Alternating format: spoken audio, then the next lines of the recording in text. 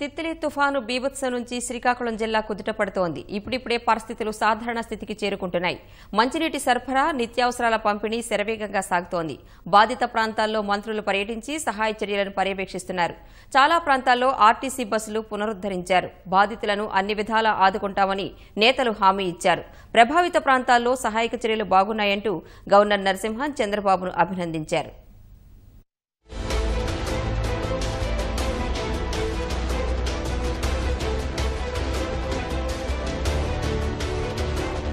శ్రీకాకుళం జిల్లాలోని తుపాను బాధిత ప్రాంతాల్లో పర్యటిస్తున్న మంత్రి నారా లోకేష్ మందసలో ప్రజల సమస్యలు అడిగి తెలుసుకున్నారు. ప్రతి కుటుంబానికి 25 కిలోల బియ్యం, కిలో కందిపప్పు, లీటరు నూనె, కిలో బంగాళదుంపలు, కిలో ఉల్లిపాయలు, అరకిలో చక్కెర పంపిణీ చేస్తున్నట్లు చెప్పారు. మత్స్యకారులకు 50 కిలోల చొప్పున బియ్యం అందిస్తామన్నారు. మందసలో ప్రధాన పంపిణీ కేంద్రాన్ని పరిశీలించిన లోకేష్ సరుకుల సరఫరా వేగంగా జరిగేలా సూచనలు చేశారు.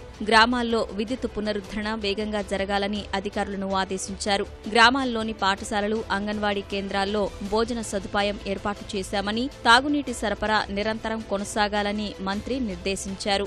ఈఆర్ఎం విధానం ద్వారా అన్ని మండల కేంద్రాల్లోనూ విద్యుత్ సరఫరాకు చర్యలు తీసుకుంటున్నామని మంత్రి కళా వెంకట్రావు తెలిపారు. విద్యుత్ భవన్లో సహాయ చర్యలపై సమీక్షించిన ఆయన జిల్లాలో 30,000 విద్యుత్ స్తంభాలు దెబ్బతిన్నాయని, వాటి పునరుద్ధరణకు రాష్ట్రంలోని సిబ్బందితో పాటు తమిళనాడు, బెంగళూరు నుంచి ఉద్యోగులు పాల్గొంటున్నట్లు తెలిపారు. నష్ట తీవ్రతను అంచనా వేసి త్వరితగతిన సహాయ చర్యలు చేపట్టేందుకు 40 మంది ఐఏఎస్ అధికారులు, 120 మంది డిప్యూటీ కలెక్టర్లను నియమించినట్లు వెల్లడించారు. వరి గాని, పంట తోటలు గాని, చెరుకు తోటలు గాని పంట నష్టం ఉంటే అది కూడా తీసుకోవాలని చెప్పి ముఖ్యమంత్రి గారు రాత్రి ఆర్డర్ చేశారు.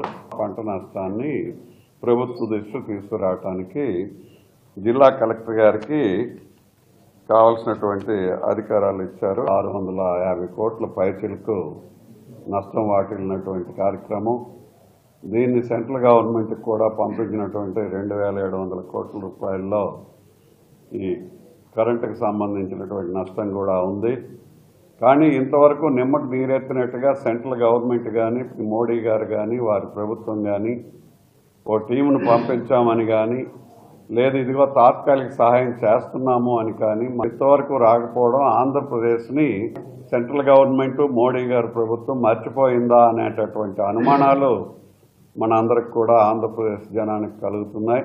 పలాసలో పర్యటించిన మంత్రి నారాయణ స్థానిక నాయకులు, అధికారులతో కలిసి పారిశుద్ధ్య పనులను పర్యవేక్షించారు. పలాస, ఇచ్చాపురం మున్సిపాలిటీల్లో యుద్ధ ప్రాతిపదికన పారిశుద్ధ్య పనులు జరుగుతున్నాయన్న ఆయన ట్యాంకర్ల ద్వారా నిరంతరాయం నీరందిస్తున్నట్లు తెలిపారు. అక్షయ పాత్ర ఫౌండేషన్, మెప్మా సాయంతో పలాసలో 3 పూటలా 10,000 మందికి ఆహారం అందించామని వెల్లడించారు.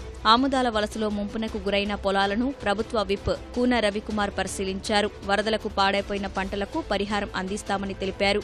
తుపాను ప్రభావిత ప్రాంతాల్లో హెరిటేజ్ సంస్థ తమ వంతు సహాయ కార్యక్రమాలు చేపట్టింది.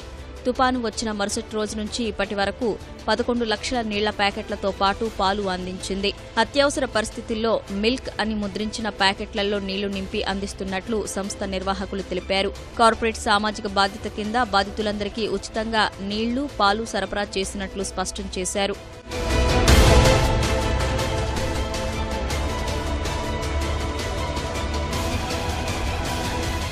తుపాను ప్రభావిత ప్రాంతాలకు ఆర్టీసీ బస్సులను పునరుద్దరించారు.